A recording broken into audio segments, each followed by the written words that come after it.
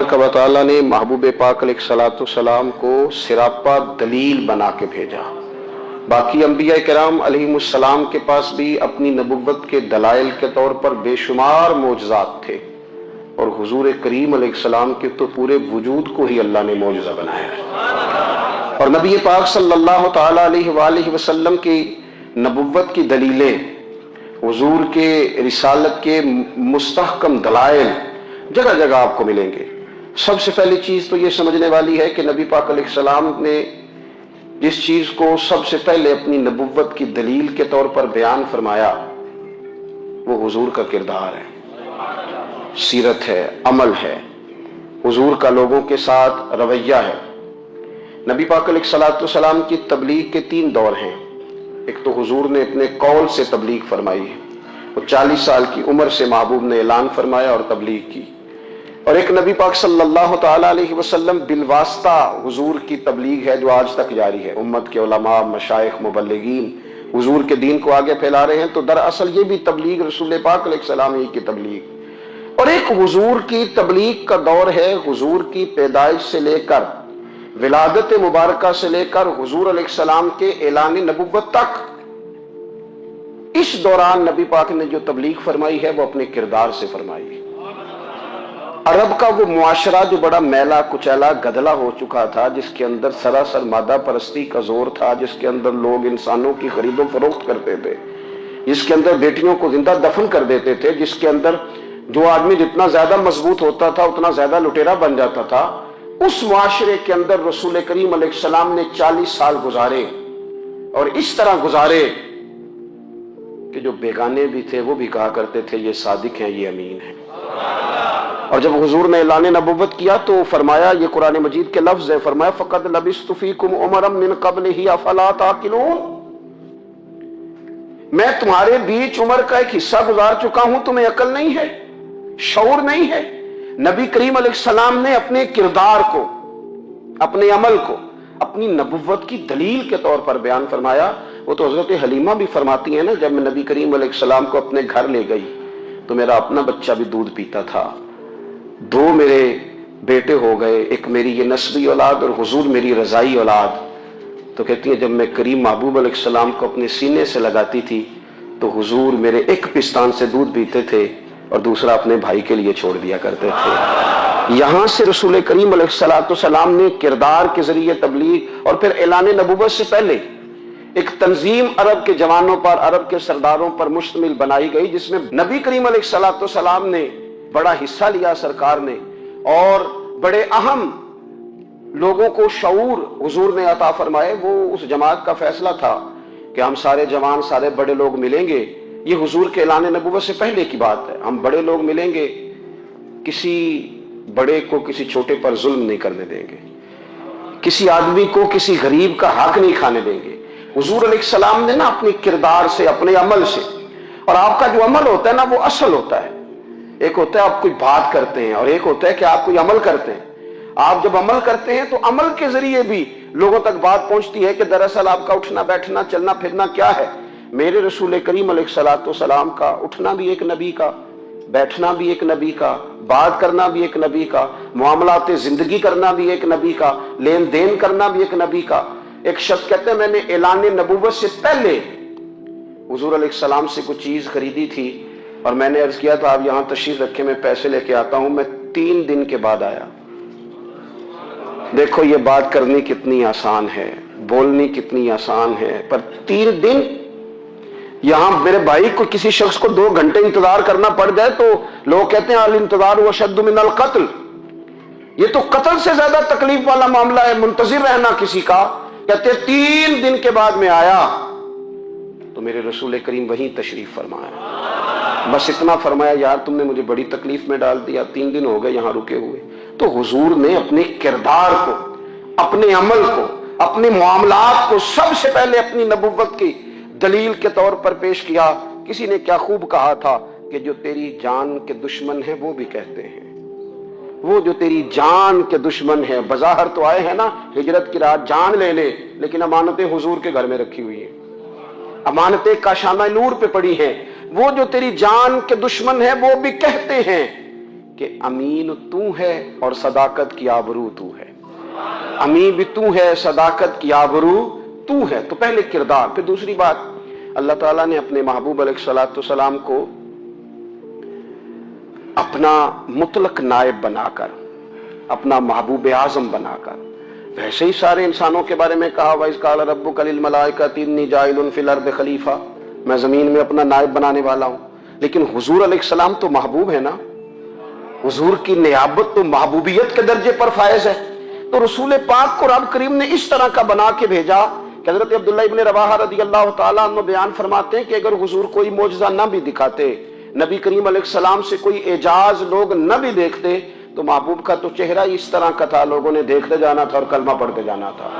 لیکن باوجود اس کے میرے رسول پاک کا اعجاز یہ ہے، کمال یہ ہے کہ حضور کبھی اشارہ کر دیں تو چاند 2 ٹکڑے ہو جائے، کبھی دعا مانگ دیں تو ڈوبا ہوا سورج واپس آ جائے، کبھی محبوب گزرنے لگے تو پتھر آپ پر سلام پڑے، کبھی حضور پہاڑ پر چڑھ جائیں تو پہاڑ وجد میں آ کر جھومنے لگے.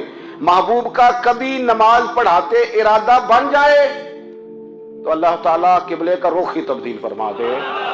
کیا خوبصورت سوچ ہے اور کیا نظریہ دیتے ہیں بریلی کے امام. فرماتے ہیں اجابت کا جوڑا عنایت کا صحرا دلہن بن کے نکلی دعائے محمد، اور اجابت نے جھک کر گلے سے لگایا بڑی ناز سے جب دعائے محمد. دیکھو خدا کی رضا چاہتے ہیں دو عالم، خدا چاہتا ہے رضائے محمد صلی اللہ تعالی علیہ وسلم. اور ایک مقام پہ فرماتے ہیں نائب دست قدرت پہ لاکھوں سلام، نائب دست قدرت پہ لاکھوں سلام. تو اللہ تعالیٰ نے نبی پاک صلی اللہ تعالی وسلم کو جو اعجاز. پھر ایک اور بات، حضور امی ہے. دنیا میں آ کر محبوب نے کسی سے پڑھا ہی نہیں. میرے محبوب نے جتنا پڑھا ہے رب کریم سے ہی پڑھا ہے. الرحمن علم القرآن خلق الانسان، رحمان نے قرآن سکھایا پھر انسان بنایا. اللہ تبارک و تعالیٰ کی بارگاہ کرم سے حضور نے لیا. رسول کریم امی ہیں، یہ بھی حضور کی نبوت پر ایک بڑی دلیل. دیکھو ایک ہوتا ہے کوئی آدمی بچپن سے کسی چیز سے شغف رکھے اور جب اس کی عمر بڑی ہو جائے تو کہتے ہیں اس کا تجربہ بڑا ہو گیا ہے. یہ پہلے کوئی شعر کہتا تھا، کوئی ادبی جملہ کہتا تھا، تو اب اس کی یہ کام کرتے کرتے عمر بڑی ہو گئی ہے تو رسوخ حاصل ہو گیا. 40 سال کی عمر مبارک تک نبی کریم نے ایک شعر بھی نہیں کہا. حضور علیہ الصلوۃ والسلام نے کبھی کوئی ایسی بات، ویسے تو حضور کی ہر بات حکمت والی، لیکن جس کو عرب کے لوگ اپنے لہجے میں شاعری یا اپنے لہجے میں ادب کہتے تھے وہ حضور نے بیان نہیں فرمایا. لیکن جب 40 سال کی عمر میں اعلان نبوت کیا تو پھر بڑے بڑے فصیح و بلیغ، بڑے بڑے سیانے. تو فیل بن عمر کہتے ہیں کہ اس شخص کو بھی میں نے دیکھا جسے بڑا ناز تھا اپنی فصاحت اور بلاغت پر، اور جب وہ حضور کے پاس آیا اور اس نے آ کے کچھ باتیں کی تو محبوب خاموشی سے سنتے رہے، اور جب وہ چپ کر گیا تو میرے کریم نے صرف سورہ فاتحہ پڑھی. کبھی اٹھتا تھا، کبھی بیٹھتا تھا، کبھی غور کرتا تھا، کبھی دائیں جاتا تھا، کبھی بائیں جاتا تھا. پھر کہنے لگا بتاؤ نا کلام کس کا ہے؟ فرمایا اس رب کا، اس رب کا، اس رب کا جس کا میں رسول بن کے آیا ہوں. نبی کریم صلی اللہ تعالی علیہ وسلم امی ہیں، لیکن حضور نے کائنات کے رازوں سے پردے ہٹا دیے. نبی کریم نے جینے کے سلیقے بتا دیے. حضور نے ہر شخص کو اس کے مقصد حیات سے آگاہ کر دیا. نبی کریم علیہ السلام نے وہ فلسفہ حیات بیان کیا کہ لوگوں کو صرف جینے میں ہی مزہ نہیں آیا، مرنے میں بھی مزہ آنے لگا.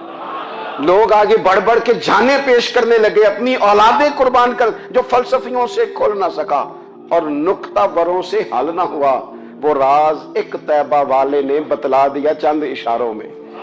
محبوب کریم امی ہیں، لیکن حضور نے اس طرح دنیا کو سکھایا، اس طرح دنیا کو پڑھایا، اس طرح حضور نے علم کے چراغ اور دیپ روشن کیے کہ قیامت تک جسے روشنی ملے گی نا اسے صرف دروازہ مصطفیٰ سے ملے گی، اسے رسول کریم علیہ السلام کے در دولت سے ملے. کچھ لوگوں نے کہا کہ اپنے پاس سے آیات بنا کے لاتے ہیں.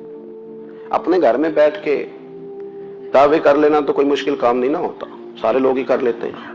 بلکہ وہ ہمارے بزرگ کہا کرتے تھے خیالی پلاؤ پکائیے ٹکی ہو کدے بھی کاٹ نہ پائیے، کیونکہ کون سا پیسوں کا ڈالنا ہے، زیادہ ڈالیں آپ اور زیادہ ڈالیں. بہت سارے لوگ ہیں آج بھی، کچھ لبرل ہیں بیچارے، کچھ دین بیزار طبقہ ہے، وہ کہتے ہیں جناب ہمیں تو جدید باتیں بتائیں، ہمیں تو نئے اسلوب کے مطابق لے کے چلے، ہمیں تو او بھائی سن، میرے نبی پاک علیہ السلام نے فرمایا میرا قرآن کبھی پرانا نہیں ہوگا، اسے پڑھ کے دیکھ، اس کی جدت کا حسن دیکھ، یہ تو کھلا ہوا باغ ہے، تو ایک دفعہ اس کے قریب آئے گا تو خوشبو ملے گی، دوسری دفعہ آئے گا تو اس سے زیادہ تازی ملے گی، ایک دفعہ پھل کھائے گا تو مزیدار ہوگا اور دوسرا کھائے گا ہو سکتا ہے شکل ملتی جلتی ہو لیکن ذائقہ بڑا نرالا ہوگا۔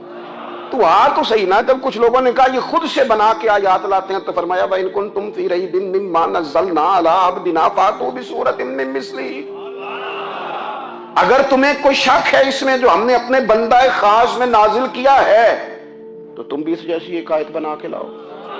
اور چلو چیلنج کھلا دے دیا، فرما وَادْعُوا شُهَدَاءَكُم مِّن دُونِ اللَّهِ،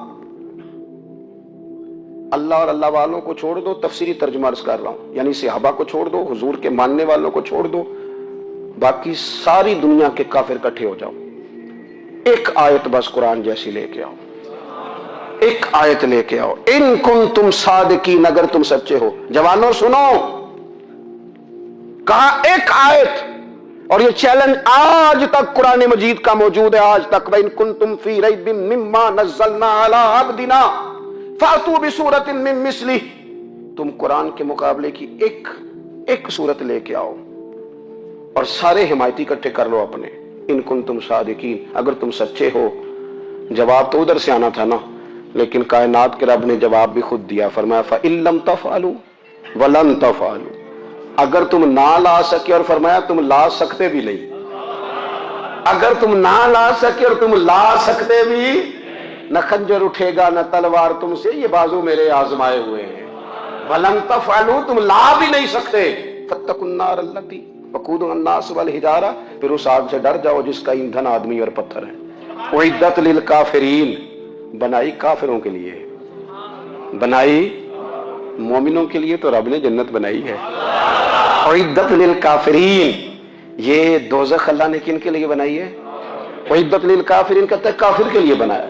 تو اللہ تبارک و تعالیٰ نے میرے رسول پاک صلی اللہ تعالیٰ علیہ وسلم کو وہ کتاب عطا فرمائی، اور پھر حضور کی فصاحت و بلاغت، معرفت، دیکھو ایک ہوتا ہے گھنٹوں باتیں کرنا، ایک ہوتا ہے کئی کئی والیم پر مشتمل، کئی کئی جلدوں پر مشتمل کتب کا لکھنا، اور ایک ہوتا ہے کسی بندے کا ایک بات کرنا اور سامنے والے کی طبیعت کو اتنا جگا دینا کہ اگلی بات فوراً ہی اس کی سمجھ میں آ جائے۔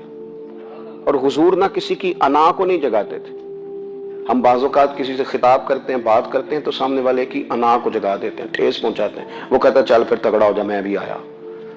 حضور انا نہیں جگاتے تھے، میرے نبی پاک ضمیر جگاتے تھے تاکہ وہ شخص فیض حاصل کر سکے، اسے کچھ ملے۔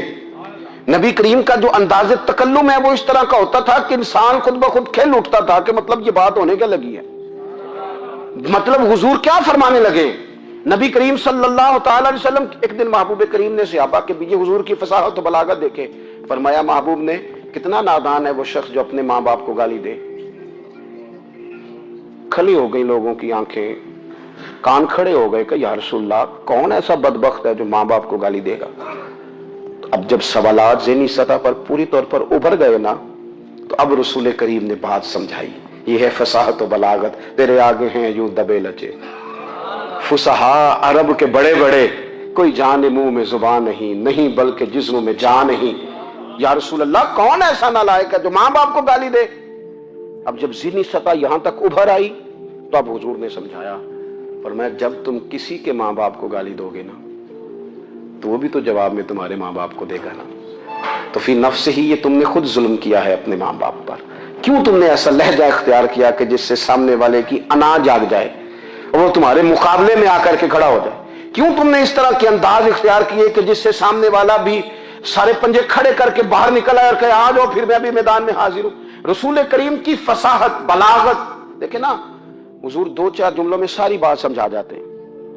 ایک حدیث پاک اگر ہماری سمجھ میں آ جائے، ایک روایت نبی پاک صلی اللہ تعالی علیہ وسلم نے فرمایا خوبصورت مسلمان وہ ہے جو بے مقصد باتوں کو چھوڑ دے۔ لو اس سے پوری زندگی سجائی جا سکتی ہے، ایک جملے سے پوری زندگی سواری جا سکتی ہے۔ کوئی لمبی چوڑی باتوں میں جانے کی ضرورت ہی نہیں. کہا خوبصورت مسلمان یہ ہے جو بے مقصد باتوں کو چھوڑ دے, لا یعنی باتوں کو. کیا کہتے ہیں ہمارے دیہات کے لوگ, جڑے پنڈ جانا نہیں وہ راہ پوچھنے دی. لیکن آج کل لوگ باز آندے یعنی جس بات کا بالکل تعلق نہیں نا وہ بات بھی کرتے جاتے ہیں, جس کا شعبہ ہی نہیں وہ بھی چھلانگ لگا لگا کے اس میں آ جاتا ہے. ہم اپنا وقت ضائع کرتے ہیں, اپنی صلاحیتیں ضائع کرتے ہیں, اپنا نقصان کرتے ہیں. ہم اپنا کام صحیح کر کے نہیں کرتے اور دوسری ساری دنیا کو ٹھیک کرنا چاہتے ہیں. او بھائی, آپ جس جگہ جس شعبے سے تعلق رکھتے ہیں آپ اپنے معاملات میں مضبوطی پیدا کریں. حضور نے اپنی فصاحت کے ساتھ, بلاغت کے ساتھ لوگوں کو قائل کیا, اور قرآن مجید کی تاثیر کا یہ اثر میرے کریم رسول نے دکھایا کہ رات کو جب حضور بیٹھ کے قرآن پاک پڑھتے تھے نا, جب یاسین والے نبی خود یاسین کی تلاوت کریں, جب طٰہٰ والے محبوب خود طٰہٰ کی تلاوت کریں, غور کرو نا, جب مدثر والے محبوب خود ان جملوں کو ادا کریں, یعنی جن کے بارے میں آیت آئی ہے جب وہی یہ آیت پڑھیں کہ انا اعطیناک الکوثر, یعنی جن کا ذکر ہو رہا ہے جب وہ یہ بات کریں کہ یا ایھا النبی انا ارسلناک شاہدا ومبشرا ونذیرا لتؤمنوا باللہ ورسولہ وتعزروہ وتوقروہ وتسبحوہ بکرۃ واصیلا, جن کے بارے میں آیت آئی ہے جب وہ یہ کہہ رہے ہوں کہ ورفعنا لک ذکرک, جب وہ کہہ رہے ہوں والضحیٰ واللیل اذا سجا, ذرا اس کیفیت کو دیکھیں جب محبوب خود پڑھ رہے ہوں, اور جو حضور پر آئی ہیں اس کا ذائقہ, اس کا لطف, اس کا انداز بھلا کیا ہوگا. حضور جب رات کو پڑھتے تھے نا قرآن پاک تو جو پکے کافر تھے نا, ابو جہل جیسے لوگ, وہ بھی جھاڑیوں میں چھپ چھپ کے مدینے والے کی تلاوت سنا کرتے تھے, حضور کی تلاوت سنا کرتے تھے. یہی بہتر ہے کہ پردوں میں وہ پردہ پوش رہے, وہ اگر پردے ہٹا دے تو کسے ہوش رہے. رسول کریم علیہ السلام کی تلاوت کا سننا, قریب جانا, یہ اعجاز ہے. حضرت فاروق اعظم کہتے ہیں میں طبیعت کا بڑا ڈاڈا تھا, مزاج کا بڑا سخت تھا, زندگی ہمیشہ ڈٹ کر گزاری, باتوں پر کھڑا رہنا آتا تھا, پر جب میری بہن نے مجھے چند آیتیں سنائی نا تو میں تڑپ ہی گیا. گھروں آیا سا مار مقامنے نو, ہن مینو مار دے لے چلو, اوے مت عمر دی عمر برباد ہو جائے جتھے عمر سوار دے لے چلو. یہ اعجاز ہے رسول کریم صلی اللہ تعالی علیہ وسلم پر نازل ہونے والی کتاب کا. پھر حضور نے خبریں دی, نبی پاک نے خبریں دی. حضور نے فرمایا روم فتح ہوگا, وہ ہوا. نبی کریم علیہ السلام نے فرمایا شام فتح ہوگا, تو شام فتح ہوا. فرمایا ایران فتح ہوگا, تو ایران فتح ہوا. سراقہ بن مالک کہتے ایک گاؤں پر بھی مسلمانوں کی حکومت نہیں تھی, ایک گاؤں پر. حضور مکہ مکرمہ سے نکل رہے تھے, مدینہ طیبہ تشریف لے جا رہے تھے, ابھی راستے میں تھے, میں 100 سرخ اونٹوں کے لالچ میں معاذ اللہ حضور کو گرفتار کرنے پہنچ گیا. محبوب نے حکم دیا, حضور کا معجزہ میں نے آنکھوں سے دیکھا, میرا گھوڑا زمین میں دھستا چلا گیا, میں نے معافی مانگی, حضور نے معاف کر دیا. میں نے سمجھا اچانک ہو گیا ہے. یہ منوانا بھی بڑا مشکل کام ہے. شجر و حجر پہچان گئے, انسان کی نظروں میں شاکی رہا. یہ کچھ ایسے لوگ ہیں جن کو منوانا توبہ توبہ, ماننے کو تیار نہیں, دیکھ دیکھ کے بھی ماننے کو تیار ہے نہیں, ماننے کو تیار ہی نہیں. کہتے ہیں کہ میں نے پھر چاہا آگے بڑھنا, تو پھر زمین کے اندر میرے گھوڑے کے پیر دھنسنے لگے, پھر معافی مانگی. کریم تیرے معاف کرنے کی ادا پہ بھی قربان جائیں. یہ نہیں فرمایا کہ تو بار بار یوں ہی کرتا ہے, فرمایا معافی مانگتا ہے, جا میں نے معاف کیا. کہتے ہیں 3 دفعہ میں آگے بڑھا, 3 دفعہ حضور نے معاف کیا, تو مسکرا کے فرمانے لگے تو یہاں مجھے گرفتار کرنے آیا ہے, وہ کیسر روم کا علاقہ فتح ہوگا. وہ کنگن جو پہنتا ہے نا ہاتھوں میں, بادشاہ کے کنگن معروف ہیں, وہ تیرے ہاتھوں میں آئیں گے. اللہ کرے آپ سمجھیں. یہ جو لوگ ڈری ڈری سہمی اور ہمارے بچے مایوسی کی معاذ اللہ باتیں کرتے ہیں, وہ دیکھیں حضور کس طرح کی گفتگو فرماتے ہیں. ابھی ایک گاؤں پر بھی اسلام کی حکومت نہیں, لیکن حضور کا خبر دینے کا انداز. کریم فرمانے لگے وہ کیسر روم کے جو کنگن ہوں گے وہ تیرے ہاتھوں میں آئیں گے. جناب سراقہ بن مالک فرماتے ہیں کہ میں مسلمان ہو گیا, حضور کا وصال ہو گیا, کنگن نہیں آئے. حضرت ابوبکر صدیق کا وصال ظاہری ہو گیا, کنگن نہیں آئے. جناب عمر کا دور آ گیا, سراقہ بوڑھے ہو گئے. کوئی بندہ پوچھتا نا کہ اب تو عمر ڈھل گئی ہے, زندگی کا پتہ نہیں, کہنے لگے نہیں میں نہیں جاتا, جب تک کنگن نہیں آتے اسرائیل کوئی نہیں آئیں گے, کیونکہ ساڈے نبی دی زبان ساڈے واسطے قرآن. جو دن کو کہہ دیا دن ہے تو دن نکل آیا، جو شب کو کہہ دیا شب ہے تو رات ہو کے رہی، اور خدا نے ان کی زبان کو وہ اختیار دیا جو نکلی منہ سے ان کے وہ بات ہو کے رہی۔ اور فاضل بریلوی کا تو انداز ہی پھر انوکھا ہے نا، وہ تو کہتے ہیں وہ زبان جس کو سب کن کی کنجی کہیں، جس کو سب کن کی کنجی کہیں، اس کی نافذ حکومت پہ لاکھوں سلام۔ کہنے لگے نہیں آتے حضرت اسرائیل، فکر نہ کرو، بوڑھے ہو گئے تھے، نکلنا گھر سے بند کر دیا تھا، حضرت عمر کا دور تھا، کنگن آ گئے۔ حضرت فاروق اعظم نے ان کے پوتوں سے، نواسوں سے، بچوں سے کہا جاؤ بلا کے لاؤ، کہا دادا جان بوڑھے ہیں، فرمایا تم کان میں کہہ دینا کنگن آ گئے، پھر تم دیکھنا تو صحیح۔ پھر حضرت سراقہ آئے، حضور نے جو خبریں دی، نبی پاک علیہ الصلوۃ والسلام نے جو گزشتہ قوموں کے احوال بیان کیے، اور پھر میرے نبی پاک علیہ الصلوۃ والسلام نا دنیا میں عزتیں دینے آئے، عزتیں۔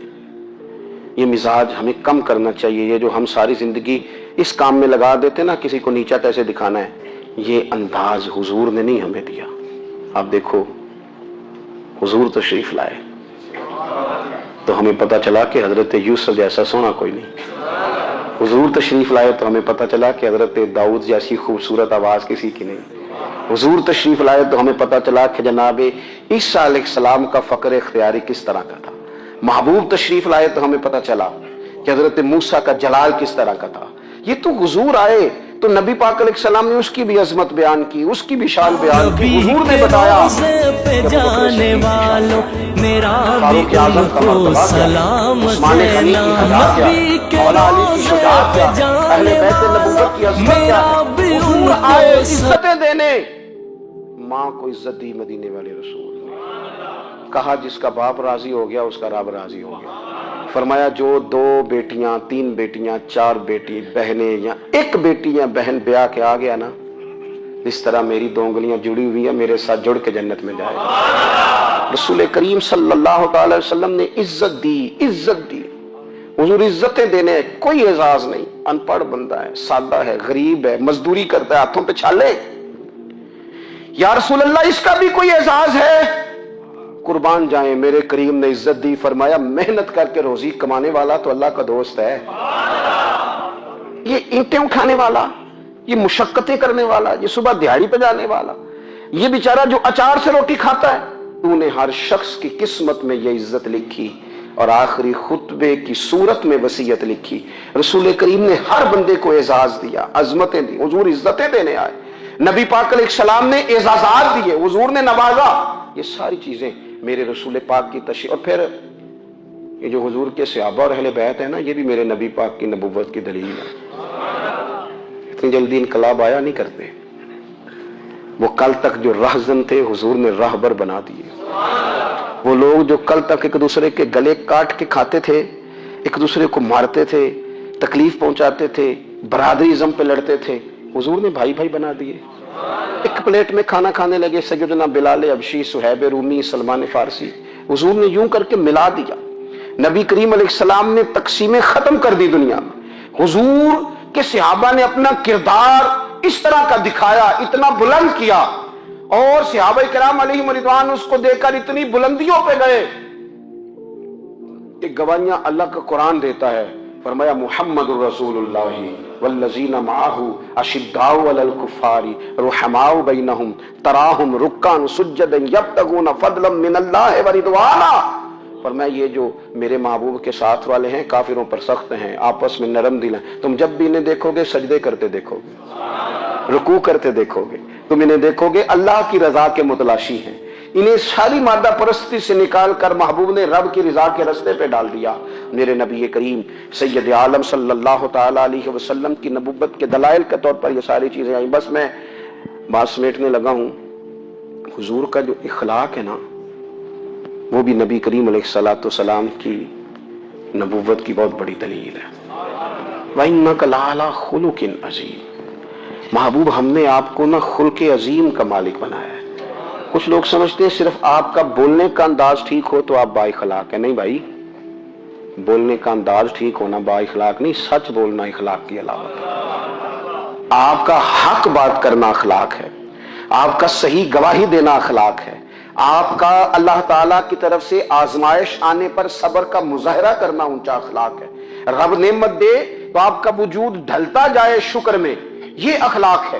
رب کریم اگر آپ کو کسی وقت کسی آزمائش میں اپنی حکمت سے ڈالتا ہے تو عزت نفس کو برقرار رکھنا، خودداری کو برقرار رکھنا، یہ اخلاق نبی پاک نے اعلیٰ ترین اخلاق کی بات بتائی، اعلیٰ ترین۔ حضور نے لوگوں سے بیعت لیتے وقت کہا تھا میرے ہاتھ پر بیعت کرو، چوری نہیں کرو گے۔ نبی پاک علیہ السلام نے مختلف امور پر بیعت لی۔ حضرت حکیم بن حزام کہتے ہیں حضور نے میرے ہاتھ پہ ہاتھ رکھ کے کہا میرے ہاتھ پہ ہاتھ رکھ کے بیعت کرو کہ کسی دنیا دار سے سوال نہیں کرو گے، خودداری سے زندگی گزارو گے، عزت نفس سے جو رب نے تمہیں دیا ہے تم اس پر راضی رہو گے۔ لوگوں کی جیبوں کو ٹٹولنا، دوسروں کی دولتوں پہ راج کرنا، دوسروں کے مال پر نگاہیں ڈالنا اللہ کے حبیب نے پسند نہیں فرمایا۔ فرمایا بیعت کرو کہ تم کبھی کسی سے سوال نہیں کرو گے۔ حد ہو گئی۔ نبھانے والوں نے پھر اس عہد کو نبھایا اور کمال کر دی۔ حضرت حکیم بن حزام گھوڑے پہ بیٹھے تھے، ہاتھ میں درہ تھا، وہ زمین پہ گر گیا، قریب غلام کھڑا تھا۔ حضرت حکیم بن حزام خود گھوڑے سے اترے، درہ اٹھایا، دوبارہ گھوڑے پہ بیٹھے۔ غلام عرض کرنے لگا حضور مجھے بتا دیتے میں اٹھا کر دے دیتا۔ آنکھیں چمک اٹھیں، فرمانے لگے کیسے بتا دیتا؟ اپنے رسول سے وعدہ کیا ہے کبھی کسی سے سوال نہیں کروں گا، کبھی سوال نہیں کروں گا۔ اللہ کے محبوب نے ہمیں اعلیٰ اخلاقی قدروں کی بات ہمیں سکھائی ہے۔ ہم دیکھتے ہیں کہ بڑی جلدی 2 4 5 لوگوں کے غصہ دلانے پر ہم ساری اخلاقی حدوں کو کراس کر جاتے ہیں۔ دوستو ہمارا ایک ویژن ہونا چاہیے، ہمارے ذاتی رویے بڑے معتبر ہونے چاہیے، لین دین کے معاملات کے اندر مسلمانوں کو بڑا صاف ستھرا ہونا چاہیے۔ ہمیں اپنی معاشی زندگی میں روزمرہ کے معاملات میں ہماری توجہات کا مرکز صرف اللہ رسول کی ذات ہونی چاہیے۔ رب کریم نے اپنی حکمت سے کسی کو کتنا دیا ہے یہ اس کی حکمت کے تقاضے